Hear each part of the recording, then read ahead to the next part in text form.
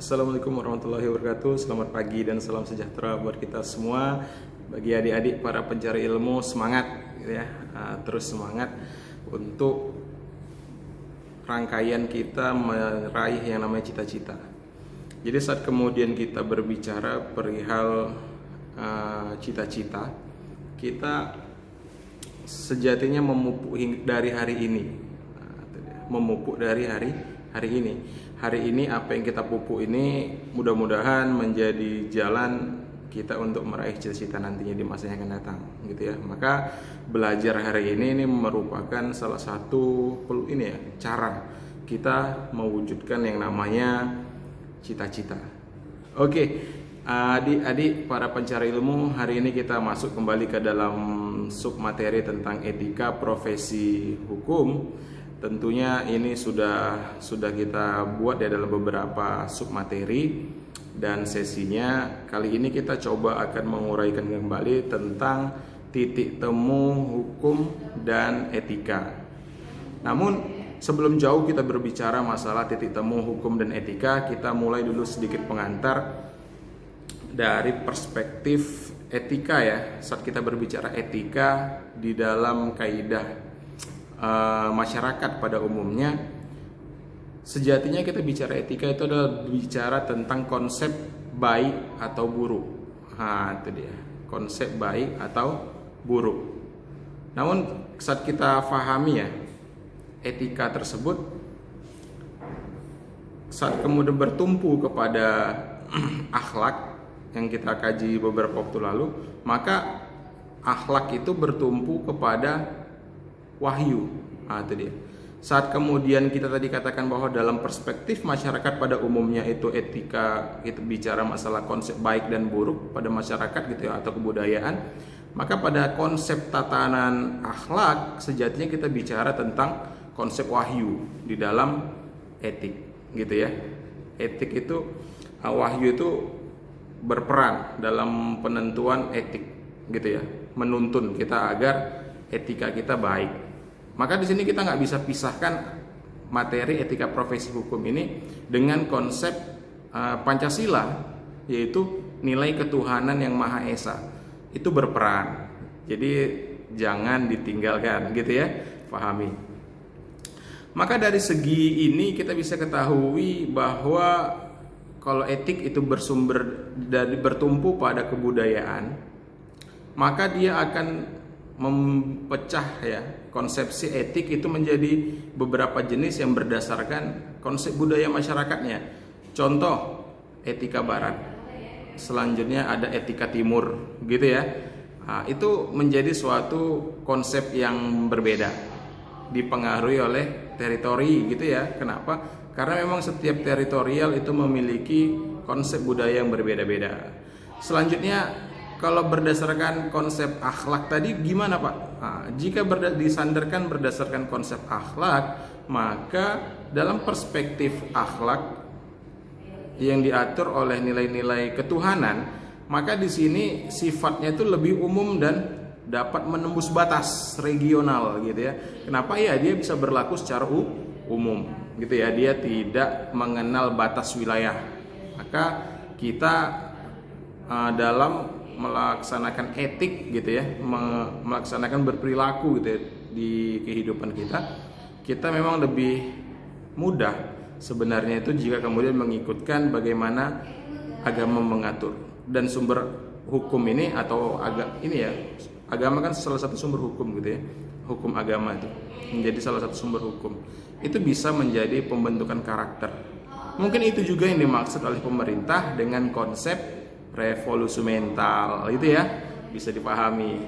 Jadi mudah-mudahan dengan itu target pemerintah dengan revolusi mentalnya bisa tercapai gitu ya, ada dukungan dari sisi tersebut.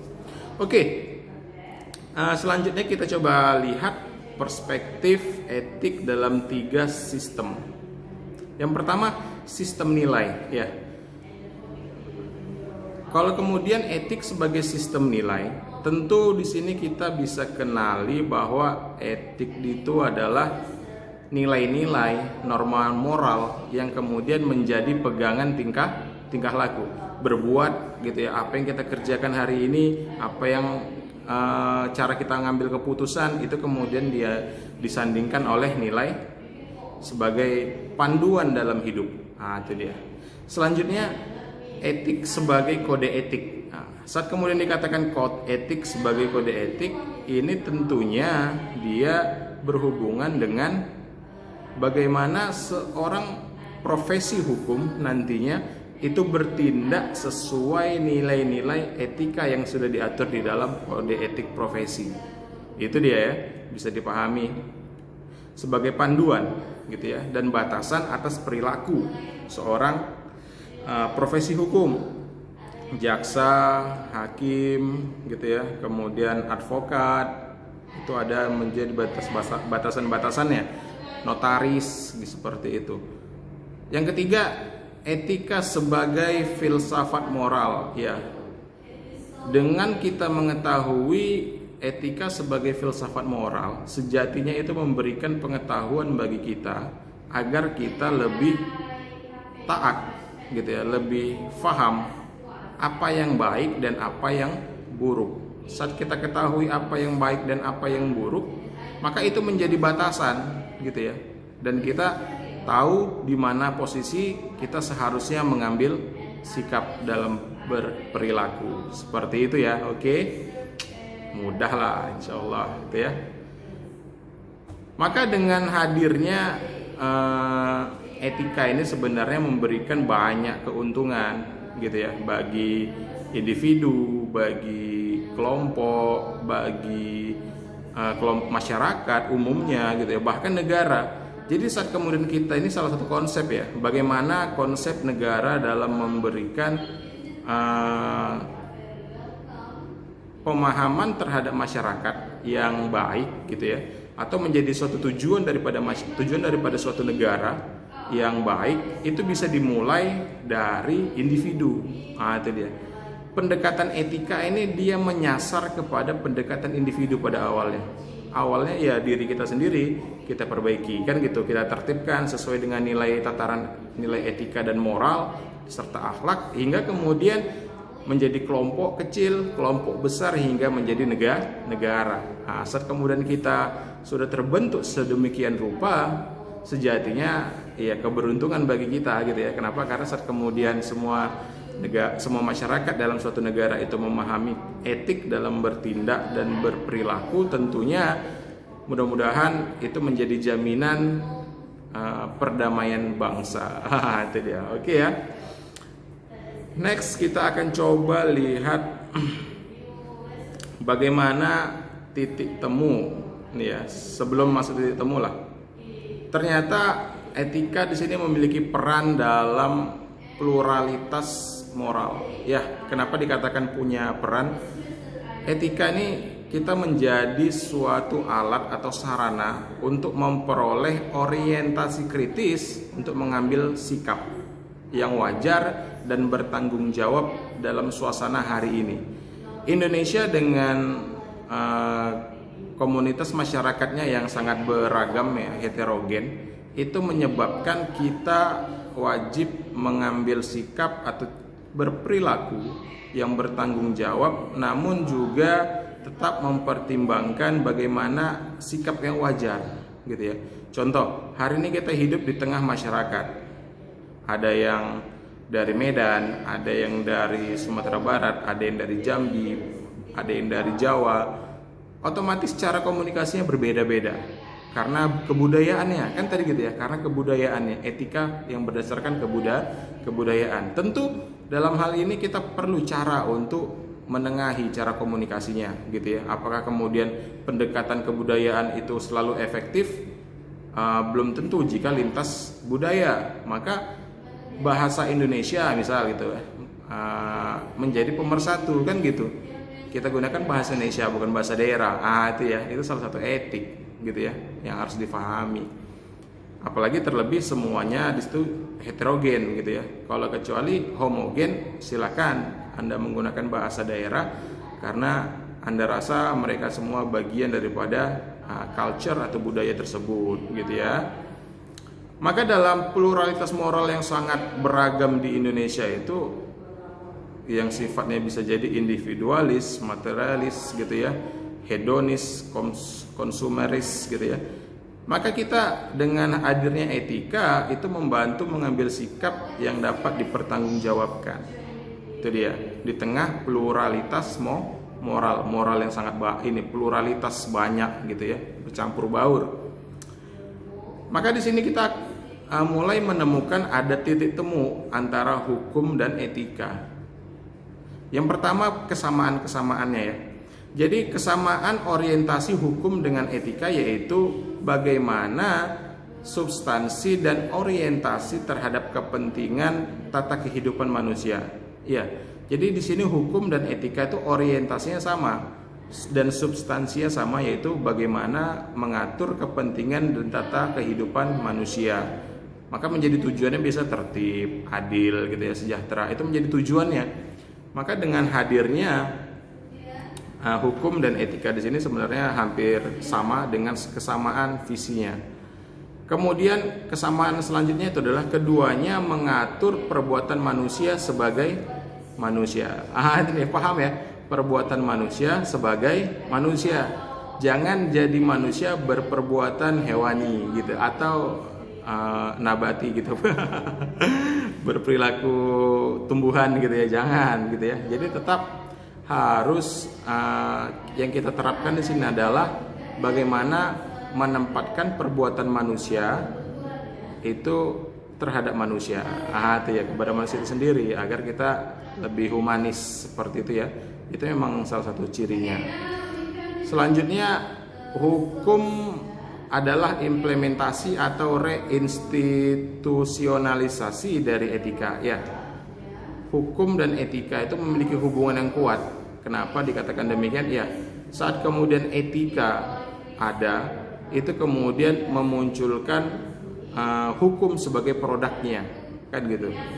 Jadi yang pertama orientasi kita itu adalah nilainya, etikanya, nilai, tatanan nilai. Kemudian muncul itu, setelah itu kemudian kita institusionalkan melalui undang-undang, melalui perda gitu ya. Itu untuk mengakomodir sebenarnya kebutuhan daripada masyarakat. Kemudian yang keempat, itu pemahaman hukum tidak sampai pada memahami etika moral akan menjadikan pemikiran tentang hukum tidak utuh ya. Jadi saat kita kemudian memahami hukum ya, tapi saat kita mencoba memahami hukum tidak sampai kepada etika dan moral yang tertanam di dalam peraturan perundang-undangan atau di dalam hukum itu sendiri, maka biasanya pemikiran kita tentang hukum itu tidak utuh. Karena kita tidak tahu sejatinya hukum itu dibentuk untuk apa, kan gitu. Sama seperti hari ini orang banyak kebablasan menggunakan undang-undang ITE gitu ya. Kenapa? Karena hampir setiap kegiatan bahkan pencemaran yang istilahnya ngejek-ngejek, bully gitu ya, kemudian dimasukkan ke dalam undang-undang ITE untuk menindaknya. Padahal undang-undang ITE itu sejatinya lahir untuk apa? ITE itu baca ya undang-undangnya. Undang-undang ITE itu kan lebih kepada bagaimana melindungi transaksi elektronik. Itu dia. Lebih kepada sana. Transaksi elektronik di sini di mana? Biasanya perniagaan. Targetnya itu adalah perniagaan internasional yang melakukan lintas batas atau perdagangan yang hari ini kita kenal dengan startup yang dilakukan oleh Gojek, GoFood-nya atau apa. Itu transaksi di bidang itu sebenarnya. Tapi kenapa hari ini kita lebih cenderung menggunakannya dalam perspektif pidana? Itu menjadi masalah juga gitu ya. Ternyata kenapa? Karena kita tidak memahami hukum secara penuh, utuh. Mengapa hukum itu hadir? Maka di sini Kekaisaran Roma itu mengatakan bahwa quid leges sine moribus. Quid leges sine moribus. Apa maksudnya? Apa artinya? Apa artinya? Ini artinya ya. Apa artinya undang-undang atau hukum kalau tidak disertai dengan moralitas atau jiwa daripada hukum itu sendiri, gitu ya. Apa artinya? Jadi jika kemudian hukum hadir tapi tidak disertai nilai moralitas tadi ya, nilai kebaikan, nilai-nilai akhlak, nilai-nilai adab etik gitu ya. Jika tidak ada, buat apa? gitu ya. Kenapa? Karena sejatinya misal nih kita berorientasi kepada kemanfaatan hukum, maka hukum itu terbit atau hukum itu diciptakan, maka sejatinya berbicara kepentingan daripada bagaimana masyarakat itu menerima manfaat atas hukum yang hadir, bukan menerima mudarat daripada hukum yang hadir. Itu dia, itu penting gitu ya. Pemahaman itu penting kita tanamkan dalam pemikiran kita bahwa hukum itu hadir harusnya bermanfaat bagi masyarakat banyak gitu, bukan hanya kepentingan pemerintah. Pemerintah boleh nggak? Boleh. Tujuan pemerintah itu apa? Untuk memberikan ketertiban, keamanan, keadilan, dan kesejahteraan bagi masyarakatnya. Boleh nggak membuat hukum? Boleh, tapi harus benar-benar bermanfaat. Itu dia. Hingga hari ini contoh kita lihat kemarin undang-undang Omnibus Law yang berkaitan dengan cipta kerja ya, itu heboh di Indonesia, hampir seluruh Indonesia demo gitu ya. Tapi kita paham nggak kenapa undang-undang itu hadir? Apa alasannya? Pertimbangannya apa? Kita harus paham dulu. Paham di sini bukan berarti kita ini ya semuanya harus dibaca, tidak. Tapi setidaknya nilai apa urgensinya diciptakan undang-undang itu kita harus paham dulu, gitu ya. Saat itu kita paham, maka kita akan lebih mengetahui ya sense atau rasa daripada undang-undang itu sendiri. Oke, bisa dipahami ya. Maka dari titik temu hukum dan etika itu kemudian menimbulkan suatu pola atau pattern gitu ya, pattern atau pola yang kemudian membuat nilai-nilai yang hidup dalam masyarakat itu berfungsi dengan baik gitu ya. Kenapa? Karena itu yang sejatinya muncul dari masyarakat. Maka kalau kita kaitkan dengan konsep etika dan hukum ini, bisa jadi hukum itu muncul dari yang living law, hukum yang hidup di masyarakat, baru menjadi hukum yang tertulis di buku gitu ya, textbook, law book gitu ya. Maka kita bisa memahami demikian gitu ya. Maka saat kita kemudian memahami sistem nilai itu berfungsi sebagai kerangka acuan untuk menata kehidupan pribadi atau masyarakat, maka di sini kita dapat memahami bahwa norma hukum yang dibentuk oleh pemerintah hari ini dengan tujuan penertiban masyarakat itu adalah cerminan dari nilai yang diharapkan gitu. Jadi hukum itu merupakan cerminan daripada nilainya. Apa nilainya? Yang tadi itu etikanya seperti apa yang kita harapkan, itulah muncul jadi hukum. Seperti itu ya. Maka dalam kaitan ini tadi hukum dan etika dalam perspektifnya yang sama, kesamaan dalam visi dan misinya gitu ya. Selanjutnya kita coba kaji perbedaannya. Nah, setelah ada persamaan ternyata ada perbedaannya. Apa aja bedanya? Yang pertama, hukum itu lebih dikodifikasi. Hukum itu biasanya terbentuk tertulis. Apalagi Indonesia dengan paham positivisme hukumnya, tentu hukum itu harus tertulis gitu ya. Sedangkan etika atau moral itu tidak tertulis. Dia karena tidak tertulis itu biasanya bersifat subjektif, sedangkan yang tertulis hukum itu bisa lebih objektif difahami gitu ya. Objektifnya karena ada tertulisnya kan gitu. Kemudian beda yang kedua itu adalah baik hukum maupun moral itu mengatur tingkah laku manusia, namun dalam hukum dia hanya membatasi pada tingkah laku lahiriah, physically gitu ya. Yang diatur dalam undang-undang itu perilaku secara nyata, fisik, nyata, material gitu ya. Sedangkan dalam kaidah etik itu menyeluruh, baik itu fisik, baik itu rohani, itu diperhatikan gitu ya. Itu menjadi hal yang kemudian juga diatur gitu ya oleh nilai-nilai daripada etik tadi. Selanjutnya dalam hukum sanksi dapat dipaksakan gitu ya. Hukum itu memang sanksinya dapat dipaksakan, sedangkan etik sanksi tidak dapat dipaksakan. Lebih kepada bagaimana kerelaan atau komitmen daripada masyarakat dalam menjalankannya. Apakah dijalankan dengan konsep hukumnya atau tidak. Selanjutnya hukum didasarkan atas kehendak masyarakat. Itu hukum. Jadi kehendak masyarakat atau kehendak negara, karena memang bersumber dari yang tadi itu ya konsepnya. Sedangkan etik dia norma atau etis tersebut itu tidak berdasarkan masyarakat, tapi berdasarkan pada norma yang melebihi para individu dan masyarakat. Karena pembentukan etika itu tidak dibuat dalam konsep voting atau pemilihan gitu ya, itu tidak. Setuju atau tidak setuju tidak, tapi lebih kepada bagaimana menyikapi kehidupan. Saat kehidupan muncul hal yang baru, maka kemudian etik menanggapinya seperti itu. Itu ya.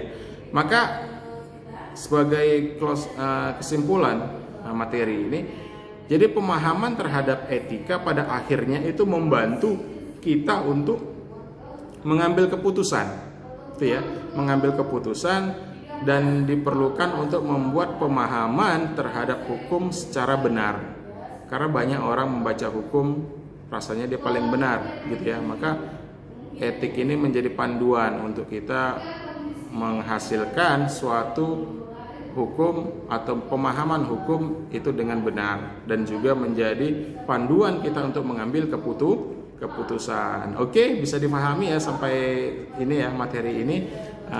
Demikian pertemuan kita hari ini. Jangan lupa like, share, and subscribe. Jika bermanfaat bagi kita dan rekan-rekan kita, share aja kepada teman-teman yang lain, nggak masalah. Jika ada yang mau ditanyakan, silakan di kolom komentar disampaikan saja, tidak masalah. Menjadi masukan bagi kita untuk mengembangkan materi-materi hukum lainnya. Stay tune terus di channel Sam and I Connection. Assalamualaikum warahmatullahi wabarakatuh.